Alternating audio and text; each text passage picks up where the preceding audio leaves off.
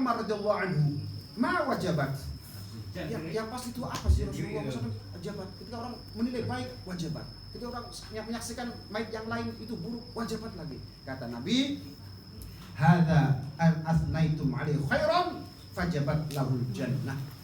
Yang kalian persaksikan dia itu orang baik, itu bisa membawa dia masuk ke dalam surga dan persaksian kalian. Penting itu. Makanya kalau sampai menyaksikan orang mati, kalau ada wakil tuan rumah, saksikannya bapak-bapak semuanya baik ya, sangat baik kan itu untuk kemaslahatan rakyat. Jangan diam aja. Saya pernah tahu dia gini menang kan pasti ada baiknya. Saksikan tinggi itu untuk kebaikan semayit. Jangan gelendong. Baik apanya? Padahal dia itu juga pasti tahu ada kebaikannya kan. Baik iya gitu. Baik sore lah ya. Utang saya belum disahur. Nyolong sendal juga sama saya bareng-bareng kok baik. Macam-macam lah. Kalau ada baiknya, kalau baiknya baik iya itu akan mengantarkan dia untuk mendapatkan ampunan Allah, bisa mendapatkan surga Allah. Penting. Nah, wa hadza athnaitum 'alaihi syarran fawajabat lahun nar. Antum syuhada'ullahu fil ard. Jadi orang yang mau saksikan buruk neraka. Kalian adalah saksi Allah di atas bumi. Kata Nabi. Dah. Lanjut. Makanya orang kita itu kalau ada orang sudah mati, baru mati atau sudah mati, jangan sebut-sebut keburukannya. Tapi sebutlah kebaikannya. Hadis Nabi sallallahu alaihi wasallam dari Abdullah bin Umar radhiyallahu anhu, "Udhkuru mahasina mautakum." Ini yang diperintah Nabi nih. Udhkuru kan perintah. "Udhkuru mahasina mautakum wa kufu an masawihim." Nabi, rawahu Abu Dawud at-Tirmidzi. Kalau kalian mau menyebut seseorang yang sudah tiada, udhkuru mahasinakum, sebutlah kebaikan mereka maksud. Dan jangan kamu sebutkan keburukannya. Kanjeng Nabi setiap tahun nyembelih kambing, Bang. Kanjeng Nabi setiap tahun untuk haul, istilahnya orang kita, haul. Padahal itu untuk syukuran mengenang Sayyidah Khadijah al-Kubra. Terus Kanjeng Nabi menceritakan kebaikan Sayyidah Khadijah. Makanya kenapa di Indonesia ada istilah-istilah. Kanjeng Nabi bukan istilah haul, tapi tiap tahun Kanjeng Nabi melakukan itu. Sampai Sayyidah Aisyah berkata, kenapa Kanjeng Nabi kau ingin terus kepada Sayyidah Khadijah? Aku ini kan masih hidup, masih cantik, masih macam-macam. Makanya kalau menceritakan Khadijah, Kanjeng Nabi menangis. Wanita pertama kan yang betul-betul membackup Nabi dalam perjuangan, dalam dakwah. Kanjeng Nabi gemeter, menggigil ketika bertemu Jibril, beliau yang menyebutinya kan perjuangannya bisa-bisa untuk agama. Oleh Kanjeng Nabi, insya Allah, lihat kebaikan, dicetaklah kebaikan Sayyidah Khadijah. Di Indonesia ada haul itu untuk menceritakan kebaikan yang dihaul. Kiai Syekh, kan begitu. Supaya apa? Kebaikan itu tetap diingat dan diikuti. Contoh suri tauladan untuk yang mendengarkan. Jadi ada haul apa hukumnya? Ya sama aja, Kanjeng Nabi juga haul. Istilahnya haul, yang Kanjeng Nabi nyembelih kambing kan, untuk mengingatkan kembali kebaikan yang sudah meninggal Khadijah. Ini juga sama. Jadi nggak usah diributin. Haul kan dalilnya, pengen yang jelas dalilnya mana? Susah. Ya itu tuh sudah ada gambarannya. Kanjeng Nabi ngomong, kenapa Rasulullah sampai puasa hari Senin? Apa Nabi jawabnya? Ada beberapa jawaban nih tentang amal yang diangkat hari Senin ya, sebagai Kamis. Dan ada jawaban Nabi ini langsung sahih hadisnya, li'anni wulidtu fi apa? Li'anni wulidtu fi, karena aku dilahirkan Senin. Jadi kalau kita ini memperingati hari kelahiran kita, kan Nabi sudah lebih dulu. Dan caranya Nabi dengan cara berpuasa, amal soleh. Puasa itu amal soleh. Puasa itu amal soleh. Amal soleh itu kan banyak. Itu kan salah satu amal soleh adalah berpuasa. Kalau kita ulang tahun, kemudian dengan melakukan amal soleh seperti sedekah, terus dibikin sebuah seremoni dengan potong-potong kue, jangan dikasihkan ke orang itu kan, itu mah no problem, itu mah charter, itu kan budaya saja. Tapi intinya kita mengundang orang, bersedekah sebagainya, beramal soleh. Kalau bisa sampai kayak Kanjeng Nabi persis. Artinya kalau kita ulang tahun puasa untuk hari kelahiran kita. Puasai. Itu kanjeng Nabi mempuasai. Jadi kanjeng Nabi memperingati hari lahirnya dengan cara berpuasa. Nah, dengan sayang aja kita mau ulang tahun. Mestinya kan ulang minggu. Kita harinya kan mesti nunggu setahun itu. Kanjeng Nabi kan sehari Senin memperingatinya. Nah, kitanya harusnya setiap hari kelahiran kita dipuasai kayak gitu. Ulang tahun setahun sekali. Tapi ya tidak apa-apa daripada enggak sama sekali kan. Gak apa-apa, karena itu mengingatkan kita tentang umur kita yang semakin bertambah secara hitungan, tapi hakikatnya semakin berkurang. Kan umur sudah dipatok kan?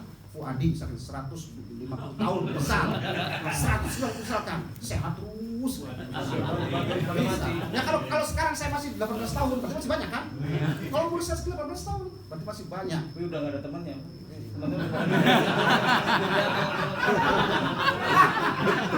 Ya udahlah, barang-barang gede lah. Barang-barang ke Mbak Rutin bela. Tapi sampai monggo kalau pengen duluan ya monggo saya. Saya ngalah. Orang tua mah ngalah. Monggo. Mau mendahului monggo, saya terakhir. Akhir aja lah. Apa? Aku yang belakangan. Apa Pak? Sama aja Pak. Dari 150 itu kan. Oke, lanjut. Mana tadi? Jadi udhkuru bahasina mautakum wa kufu an masawihim. Tutup, jangan ceritakan keburukan yang sudah meninggal nih. Jadi orang-orang mati itu kita sebutkan kebaikan supaya menjadi ibrah, jadi pelajaran. Makanya kenapa ada maulid Nabi? Di antaranya adalah menyisipkan pesan-pesan mau'idhah yang menceritakan tentang Nabi Sallallahu Alaihi Wasallam sebagai teladan kita agar kita mengikutinya. Ibrah. Kita ceritakan perjalanan Rasulullah, tarikh Rasulullah, akhlak Rasulullah, kelahiran Rasulullah, seterusnya sampai dakwah Rasulullah agar kita menirunya. Banyak orang yang tidak sempat mengaji atau tahu sejarah Nabi, banyak nggak mondok nih, nggak ngerti ngaji kan tentang kitab-kitab sirah. Total dia nggak ngaji, sekolah di SD, SMP nggak mondok, nggak pernah ngaji. Terus kapan dia bisa mengenal Rasulullah? Kapan? Sejarah Rasulullah kapan? Bagaimana kita mencintai Nabi, kita dengan betul-betul mencintai, karena kita nggak tahu profilnya. Kita yang mencintai Ronaldo karena dia tidak tahu permainan cantiknya. Kita senang Messi, cinta Messi karena kita tahu permainannya. Saya pengen akhirnya meniru Messi kalau main bola. Walaupun akhirnya boro-boro mencerai bola, senang ke Messi apa beli, bau barboro kan rokoknya. Udah.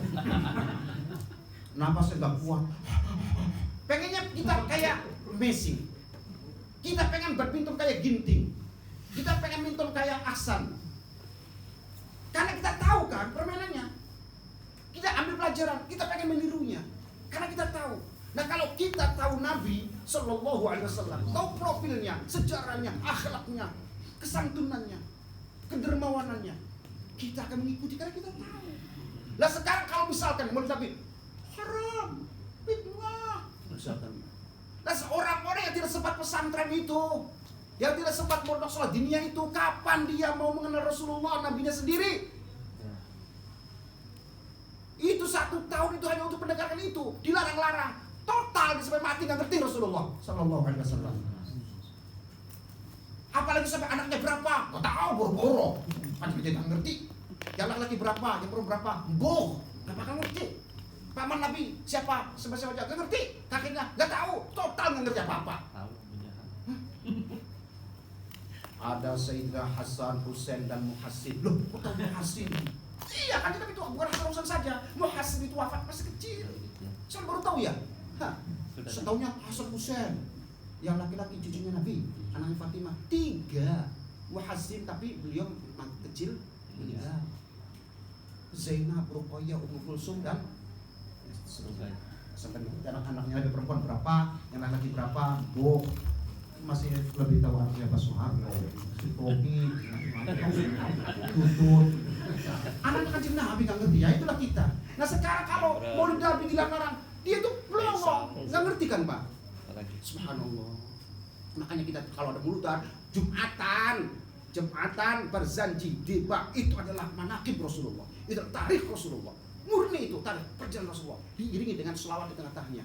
Ya, atirillahumma qabrahul karim bi'arfi syaidihi min salati wa taslim. Allahumma shalli wa sallim wa barik alaihi. Istri selawat karena sedang menceritakan Ya. manusia yang paling mulia di antara makhluk Allah sejagat raya. Makhluk Allah, bukan di antara manusia saja, sejagat, sealam semuanya. Jangan kayak ulama ini mah, ulama kelompok itu tuh ngomongnya gini. Saya tidak akan pernah mengatakan, saya tahu sendiri, tidak akan pernah mengatakan bahwa Nabi itu adalah makhluk yang paling mulia di antara seluruh makhluk Allah. Saya hanya akan mengatakan bahwa Nabi adalah manusia paling mulia di antara manusia yang lain. Kayak gitu. Nggak mau mengatakan Sayyidul Khalqi, nggak mau mengatakan Sayyidul Alamin, nggak mau. Karena tidak ada nasnya, tidak ada dalilnya. Tapi kalau Nabi itu khairun nas, saya katakan itu. Nabi itu sebaik manusia di antara manusia yang lain. Manusia terbaik di antara manusia. Jadi nggak mau mengatakan Sayyidul Khalqi, tapi Sayyidul Nas. Kalau saya pribadi dan ulama-ulama yang mayoritas itu, Nabi itu bukan hanya mulia di antara manusia saja, dan seluruh makhluk, malaikat, manusia, jin, semua makhluk. Itu Sayyidina Rasulullah. Karena kita banyak sekali dalil-dalil yang menjelaskan tentang keutamaan Nabi di antara makhluk Allah. Wa ma arsalnaka illa rahmatal. Itu sudah cukup. Alamin itu, alam adalah ma siwallah. Artinya alam itu ma siwallah. Selain daripada Allah adalah alam. Paham ya? Selain daripada Allah adalah alam. Apa itu? Selain Allah, apa saja. Bisa berbentuk material, bisa kayak benda-benda, aras, surga, neraka, itu benda itu kan. Malaikat yang bukan benda yang bergerak, ataupun manusia, jin, dan seterusnya, semua malaikat, semua di bawah Rasulullah Sallallahu Alaihi Wasallam. Maka disebut alam. Kan Gusti Allah sendiri yang mengatakan, wa ma arsalnaka illa rahmatan lil alamin. Yang merahmati, yang menyayangi sebagai rahmat bagi seluruh alam. Itu kan Allah. Allah itu alhamdulillahi rabbil alamin, Tuhan seluruh alam. Kajian nabinya rahmat seluruh alam. Udah mentok. Muji-muji kajian nabi, cigi-cigi. Tahu cigi-cigi? Cigi-cigi. Muji kajian nabi kok cigi-cigi. Nanggung-nanggung. Para Rasulullah meninggikannya setinggi-tingginya. Kita masih nggak mau nanti hulu. Hulu itu apa? Hulu jangan mengkultuskan. Apa sih mengkultuskan? Nggak ada mengkultuskan. Yang penting jangan menuhankan Rasulullah. Titik. Jangan menuhankan Rasulullah. Jangan menganggap Rasulullah sebagai anak Tuhan. Titik sudah. Sebab hadis Nabi itu, kamu jangan memuji-muji aku, la tatruni kama atratin nasara ala Isa bin Maryam. Faqulu inni Abdullah wa rasul. Kata Nabi, jangan puji aku sebagaimana mujinya Nasara kepada Sayyidina Isa bin Maryam, gitu kan. Katakanlah aku adalah hamba Allah dan utusan Abdullah Rasul. Kata Nabi Nuh, ini dipotong di tengah nih hadis ini. Katakanlah aku adalah hamba dan utusan Allah. Dipotong itu tuh. Sampai mereka mengatakan jangan muji-muji Nabi sebagai mujinya orang Nasrani kepada Isa bin Maryam. Jadi kita nggak boleh muji Nabi setinggi-tingginya, karena pada ada batasannya nih. Itu tidak mutlak, itu muqayyad dari batasannya. Itu apa? Ini Abdullah wa Rasul, aku utusan Allah. Kalau mereka muji-muji Nabi Isa karena mereka mengatakan Isa adalah anak Allah. Selama kita tidak punya keyakinan bahwa Nabi Muhammad itu tidak punya keyakinan seperti mereka, anak Allah, na'udzubillah dzalik, ya. Kita boleh memuji setinggi-tingginya. Tinggi-tingginya. Gusti Allah sendiri yang memuji Nabi setinggi langit. Wa innaka la'ala khuluqin harisun 'alaikum bil mu'minina raufun rahim. Itu enggak ada raufun rahim, itu milik Allah. Allah itu rauf, ya rahim. Tapi Allah menyematkan raufun rahimun harisun yang menjaga kepada Nabi. Saking tingginya Allah memuliakan Rasulullah sallallahu alaihi wasallam. Tinggi banget.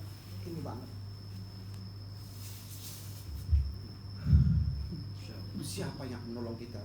Siapa Nabi? Kabeh para pendosa besar, mudhnibin, al-kabair. Nabi yang akan datang.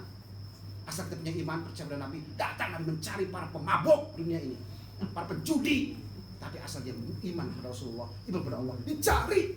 Itu umatku. Nabi cintanya luar biasa. Mencintai semuanya, bukan hanya orang soleh, tapi juga orang yang tidak soleh. Nabi cinta.